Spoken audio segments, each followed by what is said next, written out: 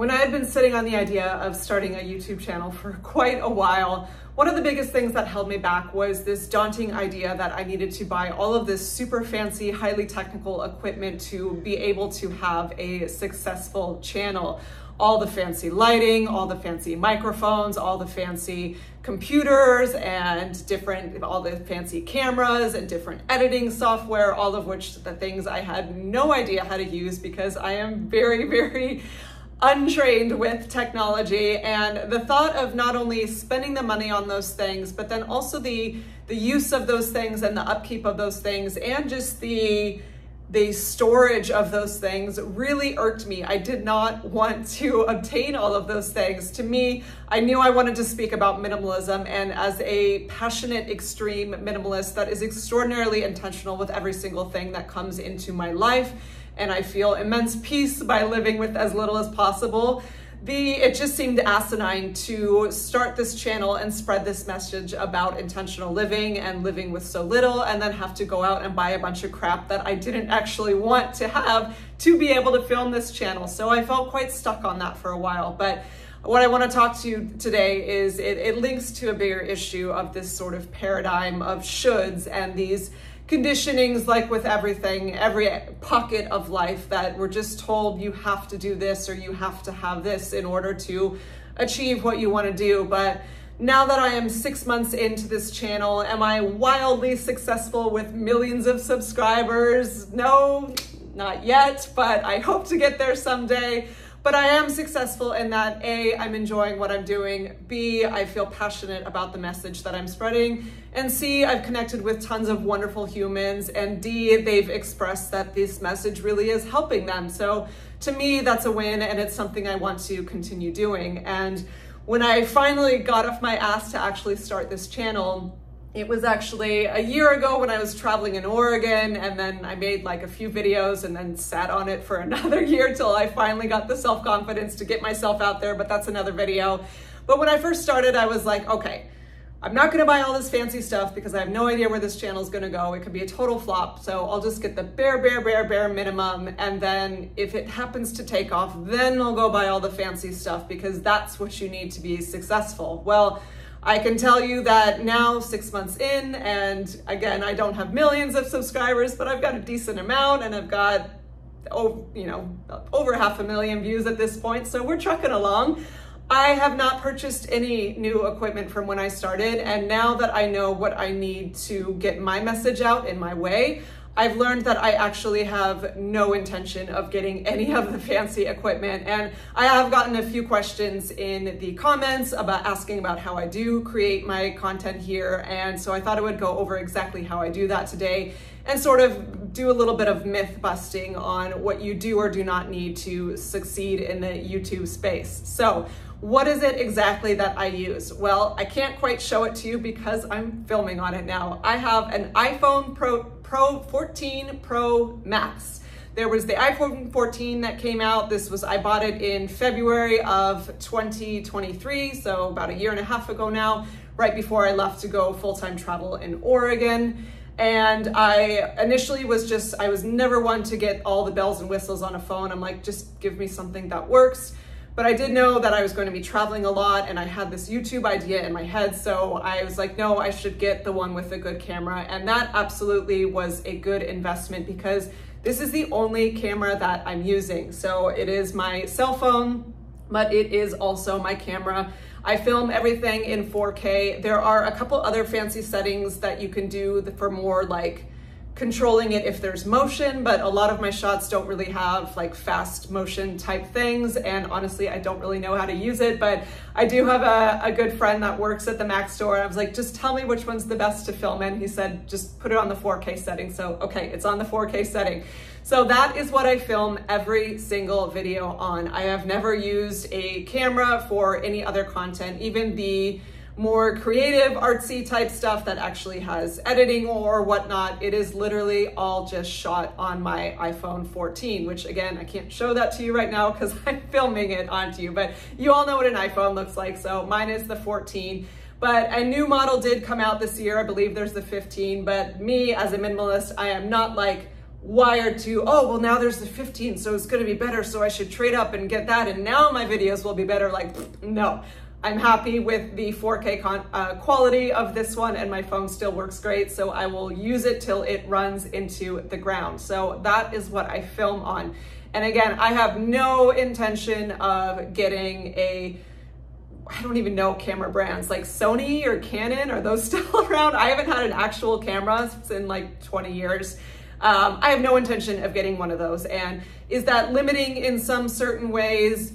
Possibly, but for the type of content I want to create, I don't think so. I am happy with what is my iPhone is producing on that. So next, going on to, well, actually an extension of that, more equipment. So microphones are a big one, whether it's a freestanding one or the little ones that clip onto your shirt, and then lighting, the ring lights that you see that almost everyone has, or different other diffusers, maybe that's the name of it, I'm not sure, like the professional photography things and all sorts of other lighting. I do not have any of that. Right now I'm sitting in front of my porch window. You can see there's light on here, and it was very funny. Someone commented, they were a little bit newer to the channel, but they said, I like your content, but why do you have to use so many filters? And I'm like, those weren't filters, that was Mother Nature. I live in San Diego. We just had May gray and June gloom. It's 2 months where it's like pretty darn gray, and it's all different shades of gray too. And depending on the time of day, it could make the coloring of the video vastly different. And I know some people maybe have a perfectionist mindset, or like, oh, that's just unacceptable. They need to all look the same, or it needs to all look perfect. I don't care. I'm not here to look perfect. I'm here to spread a message about something. And this is real life. Like, the day, light changes throughout the day. And that's why none of my videos usually are filmed at night, because then it's just too dark. You can't see me. But depending on if I'm filming at morning, or now I'm approaching late afternoon, the sun is coming down, or if it's a cloudy day or a rainy day or like a semi-cloudy day, it's going to vastly change the coloring of my video, but I just don't care. I still would rather rely on natural light. I would rather come off to you as a real human, not some sort of perfect animation. And I just don't want to purchase a light. I don't want to deal with one. I don't want to travel with one. I don't want to have it sitting around my house. And I just like to be with everything in my life. I am a naturalist, so I'm not going to buy lighting equipment. Similarly, microphone, like, I think I'm pretty loud. If you have a hard time hearing me, you might need to get your ears checked. I've been told I'm very loud. I worked in the performing arts for a long time, so I'm used to just being around blasting music, and then if you want to speak to someone, you have to be loud.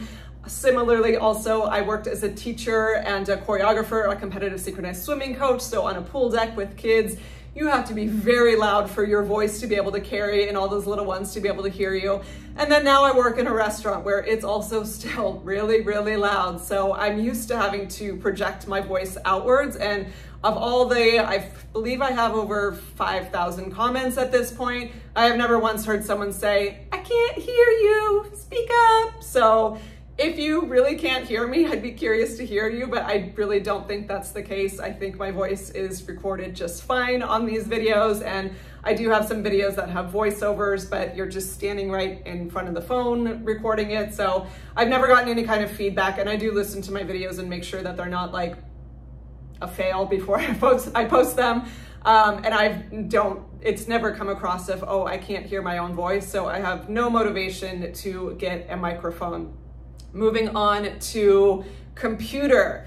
That's a big one. A lot of people just have this vision of, okay, I need to be on my computer and have like this huge screen and be going into, I know Lightroom is a big editing thing, but there's all sorts of different ones. I am not savvy with that world. Obviously there's Photoshop, but I think that's like a basic bitch one that nobody uses. Like Lightroom I know is a fancy one, but as far as for like content specific, video specific ones, like there's a whole bunch out there. I don't know what any of them are. Some of them can be extraordinarily expensive and incredibly technically difficult to use. And then there's just also the time thing of like, okay, you record on your camera, then you have to wait for it to upload into your computer, and then from there you have to upload it onto YouTube, and it just feels like extra steps on me and just more complication than I didn't want. And I don't have a computer, so I did not want to buy one.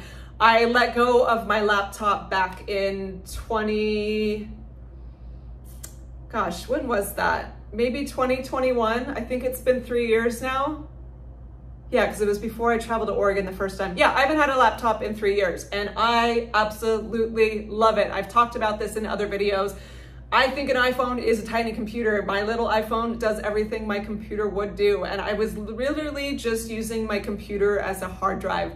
It was holding all my photos from years past, from back in the pre-digital age where it was, you know, just saved like Kodak disposable cameras, or like you would get a digital CD and then burn it or whatever. And then just old like college papers I had written, a couple important documents, but I went through a process and digitized everything and then put it into Dropbox. I have a Dropbox app on my phone now. I can literally just press it. Everything's organized neatly. I can have access to all of my pictures and documents that I wanted to keep. So for me, a computer is totally not necessary. And which brings me to, you may be asking, well, but how do you edit your videos? Because while most of my videos are like this, it's like a hangout sesh or sort of like a coaching lecture-y type vibe where I just point and I say my spiel and then I click it and then that's the video, and it requires no editing.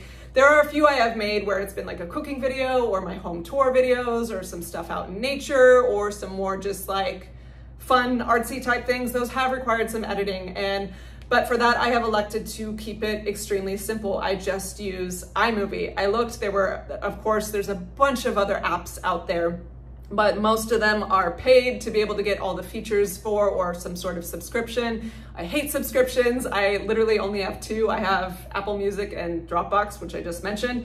Other than that, I hate paying for things that aren't a total necessity. iMovie is free. Yes, it is one of the most basic ones, but for me, that works to my advantage because I'm not good with technology. So if the more fancy and hyper creative and complicated something is with technology, like I'm not going to get the benefit out of it, and it's just going to frustrate me and take more time than I want, because and I should speak to this, the type of content I'm creating, I know my lane. I'm not making award-winning documentaries or short films or nature films. And if that was my content, I probably would need better equipment. Like someone like Jonna Yinton, who I adore, and she makes these immaculate nature films that are just stunning. Like, would she be able to get by with an iPhone and iMovie? Probably not. So I have no judgments on people that are using all of these fancy equipments. It's all about your intention and what vibes with you and what type of content you want to create. Again, most of what I'm taught here is just message sharing. I'm here to connect. I'm here to share information, maybe do a little teaching and coaching, more just encouraging, or just food for thought, or just tips on decluttering, whatever. And it's mostly just in this lecture style format, which requires no editing. And yes, that's not fancy, but the point is not a fancy video. The point of my content is the message. So I don't need or even want it to get lost in flashy editing. That's why you'll see most of my videos, well, speaking videos, none of them have jump cuts. I've never done a jump cut. They make me like twitchy. Like, you don't have jump cuts in real life.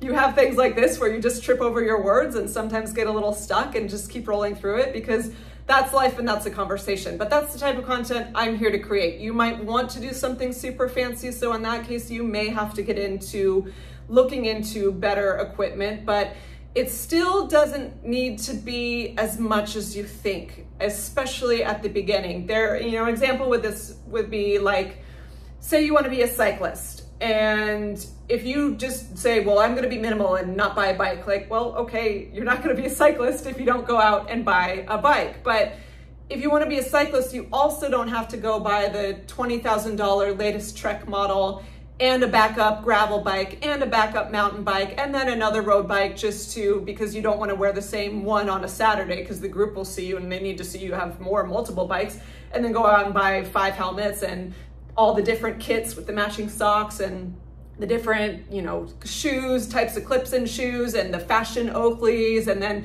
$30,000 later, then you're a cyclist. Like, no, you bare minimum, you need a bike and you need a helmet, because don't be stupid, wear a helmet. And that's it. You don't even have to get the fancy shoes to start if you don't want to. Those can be great for performance, but if you just want to pedal, like, you don't even have to buy shoes. So that's just a point to show like we can have these constructs pushed on us of, oh, if you want to go after this thing, then you need this, and this.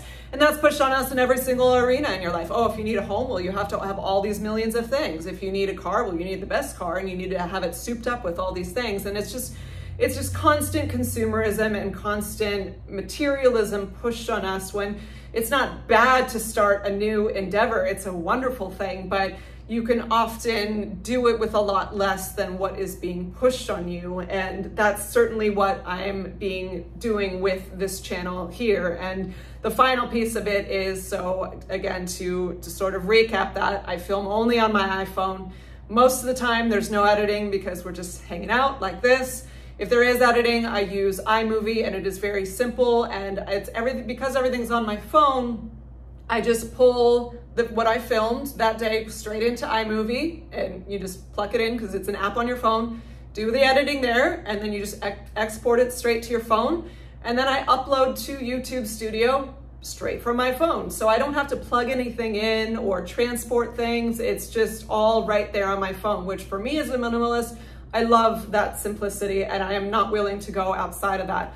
So the final piece is internet. How the hell am I running a YouTube channel with no internet? I had internet at my last apartment because it was like it was attached to someone's home. So it was like part of the package deal, but it sucked. It didn't work at all. The first video, it could upload shorts, like minute, but I tried to upload like a 15-minute video, and it sat there for an hour and did nothing. So it did not work at all. So my solution at that point was going to the library, because I didn't want to pay for internet on top of paying for internet at this house I was at. I was like, well, that sucks.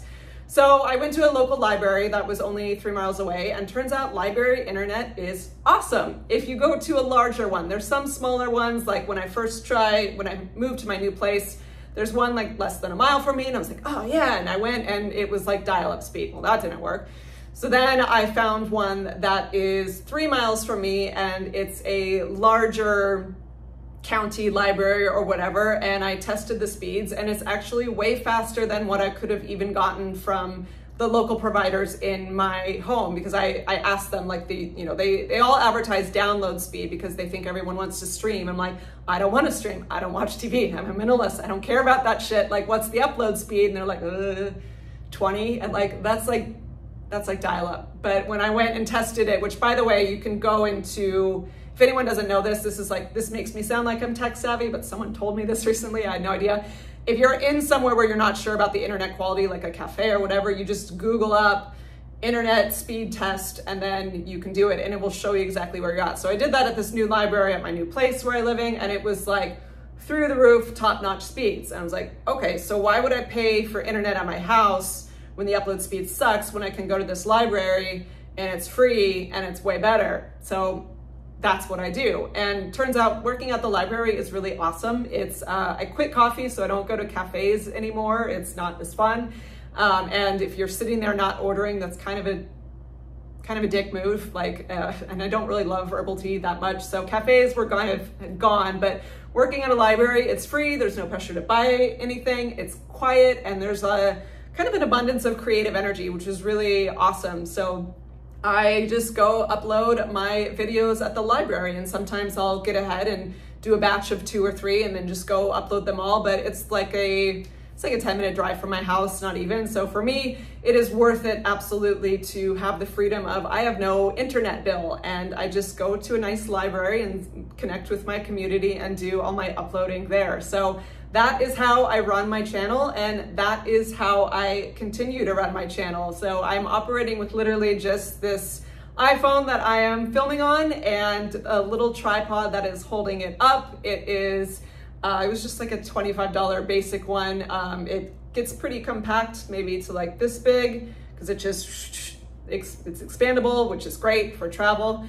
And that is it. That is how I'm running this channel. Again, I'm not professing to have these incredibly high quality edited videos that you would need fancier things for, but That is not the point of my channel. That is not the intention of my channel. And I am executing what I want to execute with very, very little. So, which brings me to the greater point, and I guess the moral of the story, we'll wrap this up, is number one, there are always creative solutions.